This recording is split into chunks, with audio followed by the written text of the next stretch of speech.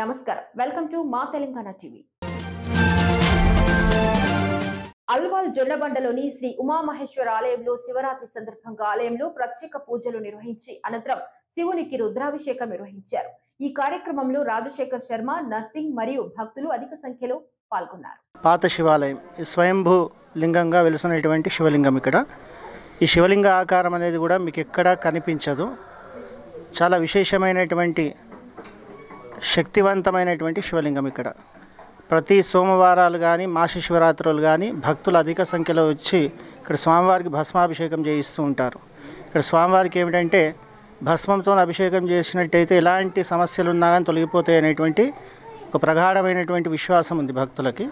కావున అందరు భక్తులు వచ్చి ఇక్కడ అభిషేకం చేయడం అనేది జరుగుతుంది।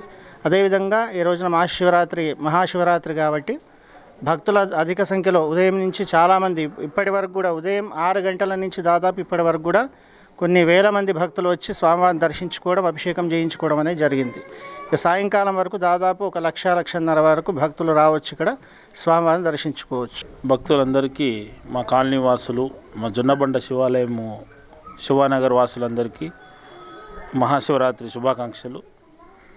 మా ఆలయంలో ప్రత్యేకత ఏంటంటే మా శివలింగము ప్రపంచంలోనే అరుదైనటువంటి శివలింగము ఇది।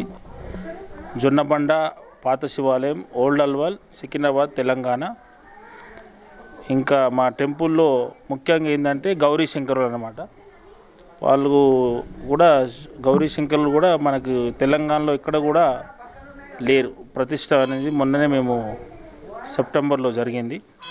ఇంకా ఈ శివలింగము మనకు ఏంటంటే మేము ప్రత్యేకత ఏంటంటే ఇలాంటి ఎవరు భక్తులు వచ్చినా కానీ ఇలాంటి శివలింగం ఎక్కడ కూడా చూడలేదు మేము ఇంతవరకు మా లైఫ్లో అని ఒక స్పెషల్గా అని చెప్తారు భక్తులందరూ కూడా।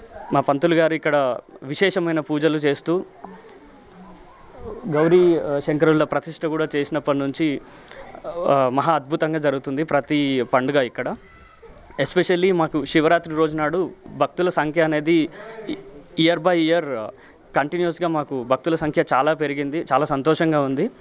అండ్ నాట్ ఓన్లీ మహాశివరాత్రి, ప్రతి సోమవారం నాడు మాకు ఇక్కడ విశేష పూజలు జరుగుతాయి, అభిషేకాలు జరుగుతాయి।